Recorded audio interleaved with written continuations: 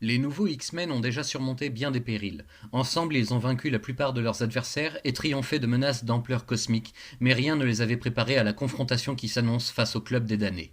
Cette organisation très sélecte rassemble les plus grandes fortunes du monde, les personnalités les plus influentes aussi, mais en son sein se cache le cercle intérieur, constitué d'hommes et de femmes avides de pouvoir, un pouvoir absolu et inébranlable. C'est sur leur ordre que Jean Grey, alias Phoenix, a été prise pour cible par Jason Wingard, qui la manipule psychiquement afin de lui faire vivre une vie antérieure où elle passe totalement sous le contrôle de son assaillant, qui se révélera être une vieille connaissance de nos héros.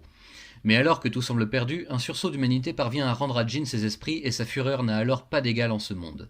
Devenue la proie de ses propres démons intérieurs, Jean se change en phénix noir, une entité au pouvoir quasi divin qui se nourrit de la création et des énergies cosmiques. Décimant tout un système solaire pour tester ses pouvoirs, le phénix noir reprend la direction de la Terre afin d'en finir pour de bon avec sa contrepartie humaine. L'affrontement sera titanesque, les X-Men devront dépasser toutes leurs limites et même ainsi ce sera à peine suffisant pour contenir la rage de la créature qui était auparavant l'une des leurs. Devant la menace représentée par l'existence même du Phénix, l'Empire Shi'ar n'a d'autre choix que de réclamer sa mise à mort immédiate. Voulant gagner du temps, le professeur Xavier demande que la question soit réglée par un duel entre son équipe et la garde impériale au complet. Mais c'est finalement Jean elle-même qui aura le dernier mot sur son propre sort. Alors que tout le monde pense ses plaies, les souvenirs de leurs aventures reviennent hanter Scott et celui-ci décide de quitter le groupe pour partir en solitaire, cherchant à évacuer sa souffrance. Pendant ce temps, une nouvelle recrue fait son apparition chez les X-Men, la jeune Kitty Pryde, et son pouvoir de passe-muraille qui ne demande qu'à s'exprimer. La période est cependant bien mal choisie pour commencer son entraînement, car nos héros vont devoir faire face à rien moins que la puissance des enfers de Dante pour sauver l'âme de Diablo. Et tout de suite après, c'est au tour de Wolverine de partir pendant un moment afin de régler pour de bon la vieille affaire qui le retient au Canada.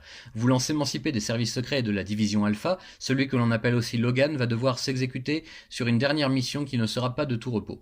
Le Wendigo n'a qu'à bien se tenir. Et pour finir, la confrérie des mauvais mutants fait de nouveau parler d'elle et commence à rassembler ses membres dans un but encore inconnu, mais qui ne présage rien de bon. Voilà ce que l'on peut dire en résumé de cette année 1980 très chargée en émotions diverses pour nos valeureux X-Men. La saga du Phénix Noir s'ouvre et s'achève en véritable drame, et l'équipe en ressort divisée et presque abattue. Chris Claremont et John Byrne signent ici un chef-d'œuvre du genre, mettant en scène des héros au bout du rouleau et terrassés par un ultime sacrifice. Rien de ce qui les attend par la suite ne pourra les consoler totalement, tout comme rien de ce qu'ils ont vécu précédemment ne les avait préparés à faire face à une telle horreur. Au dessin, on retrouve John Byrne lui-même bien entendu, avec l'apparition d'un certain John Romita Jr. qui fourbit ses pinceaux et prouve une fois de plus qu'il mérite son statut de rockstar pour les années à venir.